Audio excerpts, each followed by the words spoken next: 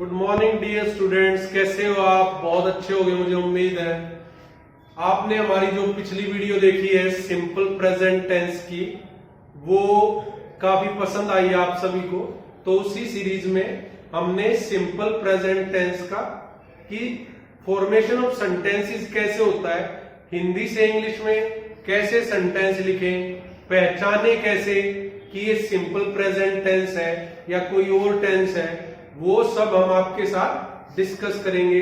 इस टेंस की पहचान क्या है, स्ट्रक्चर क्या है, कौन से सब्जेक्ट कौन से पर्सन के साथ वर्ब की कौन सी फॉर्म जाएगी, सब्जेक्ट कहाँ लिखेंगे, ऑब्जेक्ट कहाँ लिखेंगे, कौन सी वर्ब की फॉर्म होगी, वो सब डिस्कस करते हैं। बहुत आसानी से समझ आएगा और छोटी छोटी चीजों से हम बड़ी बड़ी लाइनें लिखना, बड़े बड़े सेंटेंस फ्रेम करना सीख जाएंगे।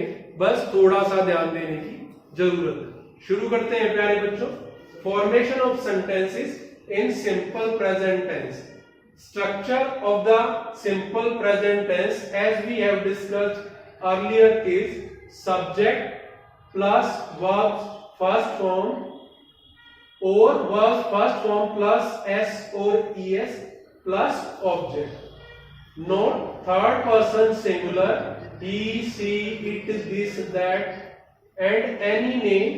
Structure is subject plus verb की first form plus s और es plus object. Affirmative sentences, सकारात्मक वाक्य। तो सबसे पहले अभी तक ये जो मैंने बताया कि सेंटेंस का फॉर्मेशन के लिए सिंपल प्रेजेंट टेंस में एक स्ट्रक्चर है, एक नियम है, रूल जो फॉलो करना है। वो कैसे है? सबसे पहले सब्जेक्ट लिखा जाएगा, उसके बाद वर्ब की फर्स्ट फॉर्म आएगी या फिर किसी वाक्य में वर्ब की फर्स्ट फॉर्म के साथ एस और ईएस होगा और लास्ट में ऑब्जेक्ट होगा। ये सेंटेंस को लिखने का इंग्लिश में सही तरीका है। थर्ड पर्सन सिंगुलर के साथ, थर्ड पर्सन सिंगुलर कौन कौन से हैं? He, she, it, this, that, कोई भी नाम, उसमें स्ट्रक्चर क्या रहेगा? सब्जेक्ट प्लस वर्ब की फर्स्ट फॉर्म प्लस एस और ES plus object. Affirmative sentence, सकारात्मक वाक्य, इनको डिस्कस करेंगे हम। जो नेगेटिव और इंटरोगेटिव सेंटेंसेस है वो हम नेक्स्ट वीडियो में बताएंगे, ताकि एक बार आप अफर्मेटिव सेंटेंसेस के साथ जिसमें नेगेटिव और इंटरोगेटिव, नकारात्मक और प्रश्नात्मक वाक्य जिसमें नहीं है, पहले सिर्फ अफर्मेटिव सेंटेंस है, तो आपके लिए आसान हो जाएगा। अब पहचान क्या है कि ये हिंदी में कोई वाक्य लिखा है तो आप कैसे पहचानोगे कि ये सिंपल प्रेजेंट टेंस का वाक्य है या ये कौन सा टेंस है?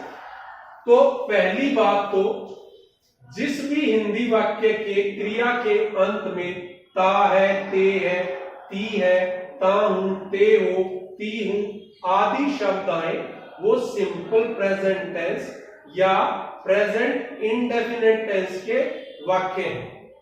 जैसे ही किसी भी हिंदी वाक्य के अंत में है शब्द आ गया तो आपको पता चल गया कि ये वर्तमान काल है जिसके भी पीछे है, तो है वर्तमान काल।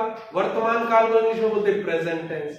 फिर अगर है से थोड़ा सा पहले देखेंगे, ता है, ते है, ती है, ता हूं, ते होती है, हूं आदि शब्द आ जाए तो आपको पता चल जाएगा कि ये प्रेजेंट टेंस तो है पर सिंपल प्रेजेंट टेंस, जिसमें भी ता है, ते है, ये शब्द आए तो वो सिंपल प्रेजेंट टेंस का सेंटेंस हो गया, वाक्य हो गया।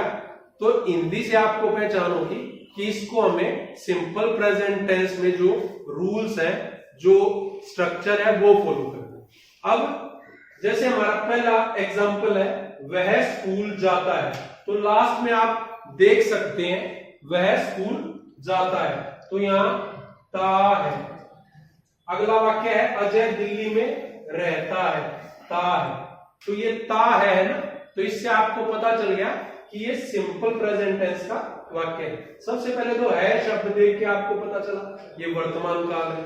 वर्तमान काल को इंग्लिश में बोलते प्रेजेंट टेंस। फिर हमने देखा ता है, तो ये फिर पता चला प्रेजेंट टेंस तो है पर कौन सा प्रेजेंट टेंस है? सिंपल प्रेजेंट है, प्रेजेंट कॉन्टिन्यूअस है, प्रेजेंट परफेक्ट है, तो ये है ता है से पता चला कि ये सिंपल प्रेजेंट टेंस है। अब उसका स्ट्रक्चर हमें याद है, सब्जेक्ट प्लस वर्ब की फर्स्ट फॉर्म और वर्ब की फर्स्ट फॉर्म प्लस एसईआईएस प्लस ऑब्जेक्ट। तो अब नियम फॉलो करते हैं।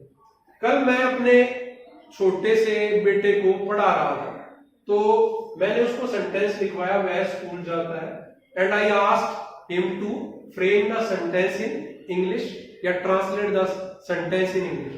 तो वो उसने कहा वह ही स्कूल स्कूल जाता गो, ही स्कूल को। सिंपल सा लग रहा है ना, वह स्कूल जाता है, ही स्कूल गो, है ना, कि ये घुमा फिरा के मैंने उसका आंसर लिखा ही गोज टू स्कूल। तो थोड़ा मुश्किल लगा ना कि ये गोज पहले क्यों आया और गो का गोज क्यों आ गया, टू कहां से आ गया, स्कूल बाद में क्यों आया, हिंदी में तो स्कूल बीच में है, तो ऐसे होना चाहिए ना, ही स्कूल गो। पर ऐसा हो नहीं रहा। ऐसा क्यों नहीं हो रहा? हर भाषा का अलग अलग स्ट्रक्चर है। हिंदी में जैसे पहले कर्ता है, फिर कर्म है, फिर क्रिया है। इंग्लिश में थोड़ा सा अलग है। स्ट्रक्चर क्या है? सब्जेक्ट मतलब कर्ता, फिर वर्ब क्रिया, फिर ऑब्जेक्ट कर्म। तो इस हिसाब से अगर हम लिखेंगे तब इंग्लिश का सेंटेंस ठीक होगा। तो कैसे लिखेंगे? सब्जेक्ट मतलब डूअर, जो काम कर रहा है। कौन है इस वाक्य में? वह को इंग्लिश में बोलते हैं। अब किसी किसी को डाउट आता है, ही क्यों, सी क्यों नहीं? वह स्कूल जाता है। जाता है से हमें लिंग भी पता चल रहा है। जाता है लिंग, लड़का या आदमी, लड़के या आदमी को वह शब्द का इंग्लिश में ट्रांसलेशन है ही। अगर लड़की या औरत होता तो होता सी। वो पता कैसे चलता? वह स्कूल जाती है। अगर वह स्कूल जाती है होता तो सब्जेक्ट शी होता, वह स्कूल जाता है तो सब्जेक्ट ही है। लड़के और आदमी के लिए ही और लड़की और औरत के लिए शी। तो ध्यान रहेगा प्यारे बच्चों। तो अब समझते हैं एक बार स्ट्रक्चर के हिसाब से। सबसे पहले इंग्लिश में क्या आता है? सब्जेक्ट। हमारा सब्जेक्ट आ गया ही। हम यहां भी लिख सकते हैं सब्जेक्ट प्लस वर्ब, वर्ब की first form plus S plus object. तो यहां सब्जेक्ट सबसे पहले आ गया, हिंदी का ट्रांसलेशन ही। फिर आएगा हमारा वर्ब, वर्ब की फर्स्ट फॉर्म प्लस एसईआईएस। प्लस एसईआईएस किसके साथ आता है? थर्ड पर्सन सिंगुलर के साथ। थर्ड पर्सन सिंगुलर कौन कौन से हैं? He, she, it, this. तो यहाँ ही है तो ही थर्ड पर्सन सिंगुलर है। उसके साथ वर्ब की फर्स्ट फॉर्म और एसईआईएस आता है। तो वर्ब की फर्स्ट फॉर्म जाता को इंग्लिश में बोलते हैं गो, और गो के साथ एसईआईएस आ गया क्योंकि ये सिंपल प्रेजेंट टेंस का सेंटेंस है। और टू प्रेपोजिशन है, स्कूल कनेक्ट कर रही है उसको, स्कूल का school. He goes to school, subject plus verb की फर्स्ट फॉर्म प्लस एस और ES plus object, he goes to school. ऐसे ही सेकंड सेंटेंस है, अजय दिल्ली में रहता है। किसी का नाम अजय है, कोई भी नाम हो सकता है। अजय, राधा, सुमन, विजय, विनय, ये सब नाम है। यहां हमने नाम बताया, थर्ड पर्सन सिंगुलर है, एक वचन भी है और थर्ड पर्सन भी है। थर्ड पर्सन सिंगुलर का नियम पता है, सब्जेक्ट प्लस वर्ब की फर्स्ट फॉर्म प्लस एसईआईएस प्लस ऑब्जेक्ट। तो सबसे पहले सब्जेक्ट अजय लिख दिया, फिर वर्ब की फर्स्ट फॉर्म लिव है, रहना, और उसके साथ एसईआईएस है क्योंकि थर्ड पर्सन सिंगुलर है। फिर in preposition Delhi, Ajay lives in Delhi. Ajay live in Delhi नहीं है, अजय लिव्स इन दिल्ली है क्योंकि ये थर्ड पर्सन सिंगुलर है। ठीक है, ऐसे ही दो चार उदाहरण और शेयर करेंगे आपके साथ। तुम बांसुरी बजाते हो, तुम सेकंड पर्सन है। सिंपल प्रेजेंट टेंस में first person singular, first person plural, second person singular, second person plural, third person plural, सबके साथ वर्ब की फर्स्ट फॉर्म लगेगी। सिर्फ और सिर्फ थर्ड पर्सन सिंगुलर के साथ वर्ब की फर्स्ट फॉर्म के साथ एस या ईएस लगेगा। बहुत आसान है, सिर्फ ध्यान रखना है। तो देखते हैं, तुम सेकंड पर्सन है। एक बार प्यारे बच्चों में आपको ये पर्सन वाला भी क्लियर करता हूं। पर्सन से कैसे क्लियर करेंगे हम? एक बच्चे को बुलाएंगे हम, आप आ जाओ मेरे सामने, जल्दी से आओ। ये जैसे हम दोनों आपस में बात कर रहे हैं, मैं बोल रहा हूं, ये सुन रहा है, हम बात किसी और की कर रहे हैं, तो मैं स्पीकर, बोलने वाला इज फर्स्ट पर्सन, ये सुनने वाला लिसनर इज सेकंड पर्सन, मैं पहला फर्स्ट पर्सन, ये सुनने वाला दूसरा सेकंड पर्सन, जिसकी हम बात कर रहे हैं वो थर्ड पर्सन तीसरा। तो प्यारे बच्चों आपको क्लियर हुआ, मैं बोलने वाला फर्स्ट पर्सन, ये सुनने वाला सेकंड पर्सन, और हम जिसके बारे में बात कर रहे हैं वो थर्ड पर्सन।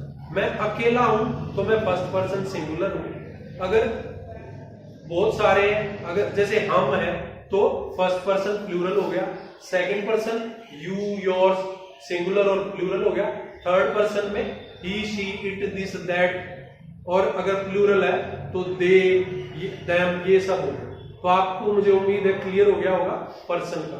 Thank you.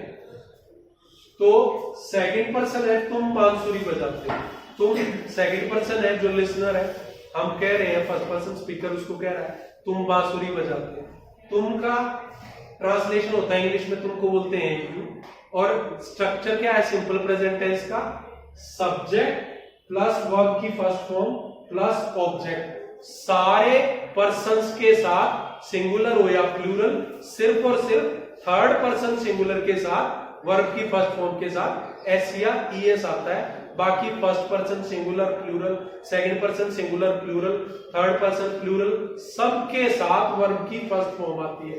याद रहेगा, बस एक थर्ड पर्सन सिंगुलर के साथ वर्ब की फर्स्ट फॉर्म के साथ एस या ईएस लगता है। तो सिंपल है, सेकंड पर्सन है तो यू बजाते हो, पहले वर्ब आती है प्ले द फ्लूट, मैं गाना गाता हूं, आई फर्स्ट पर्सन है तो उसके साथ वर्ब की फर्स्ट फॉर्म आएगी, आई सिंग अ सॉन्ग, हम तेज दौड़ते हैं, हम प्लूरल है फर्स्ट पर्सन का तो वी वर्ब की फर्स्ट फॉर्म आएगी रन फास्ट, वे पहले एक बार फिर मैंने रूल आपके लिए लिख भी दी है ताकि आपको याद है, first person second person third person, I we me दोनों इकट्ठे लिखे हैं सिंगुलर प्लूरल, कंफ्यूजन ना हो, I we me mine you yours second person है, third person he she it this that they, कोई नेम हिम हिज हर, और verb उसके साथ कौन सी लगेगी?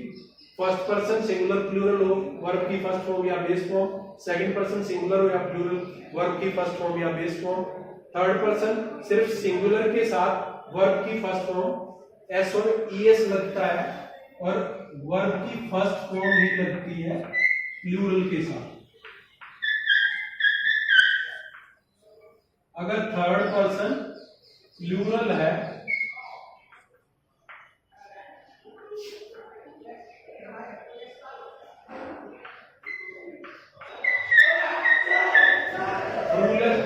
अगर थर्ड पर्सन प्लूरल है तो उसके साथ भी वर्ब की फर्स्ट फॉर्म, तो सबके साथ वर्ब की फर्स्ट फॉर्म लगेगी सिंपल प्रेजेंट टेंस में, कोई भी सब्जेक्ट हो सिर्फ थर्ड पर्सन सिंगुलर जो है ही सी इट दिस दैट या किसी का नाम, सिर्फ उसके साथ वर्ब की फर्स्ट फॉर्म या और प्लस एस और ईएस लगेगा। कुछ और एग्जांपल है, वे डोसा खाते हैं, वे दे थर्ड पर्सन प्लूरल है तो फर्स्ट फॉर्म में आएगी दे ईट डोसा, तुम सितार बजाते हो सेकंड पर्सन सिंगुलर है, यू प्ले सितार वर्ब की फर्स्ट फॉर्म है, वह स्कूल जाती है, वह जाती है, जाती है से पता चला कि फीमेल है तो शी आएगा, और थर्ड पर्सन सिंगुलर है तो वर्ब की फर्स्ट फॉर्म के साथ ऐसी आएगी, she goes to school. Radha Ramayana का पाठ करती है, राधा लड़की है या औरत है तो फीमेल है तो नाम ही रहेगा उसका, राधा से राधा ही रहेगा, कोई भी नाम है, और वर्ब की फर्स्ट फॉर्म के साथ एस या ईएस लगेगा। Radha reads the Ramayan, Radha reads the Ramayan, वे बाग में घूमने जाते हैं, they walk in garden, they walk in the garden, सूर्य पूर्व में उगता है, ये फैक्ट भी है तो फैक्ट में भी सिंपल प्रेजेंट टेंस होता है, the sun rises in the east, क्योंकि ये भी थर्ड पर्सन सिंगुलर है, किसी का नाम है, वर्ब की फर्स्ट फॉर्म के साथ एस या ईएस है। तो प्यारे बच्चों, मुझे उम्मीद है आपको बहुत गहरे से समझ में आ गया होगा। अफर्मेटिव सेंटेंस का नियम है सब्जेक्ट प्लस वर्ब की first form plus object, first person singular हो या प्लूरल, सेकंड पर्सन सिंगुलर हो या प्लूरल, थर्ड पर्सन प्लूरल, सबके साथ सब्जेक्ट प्लस वर्ब की फर्स्ट फॉर्म प्लस ऑब्जेक्ट।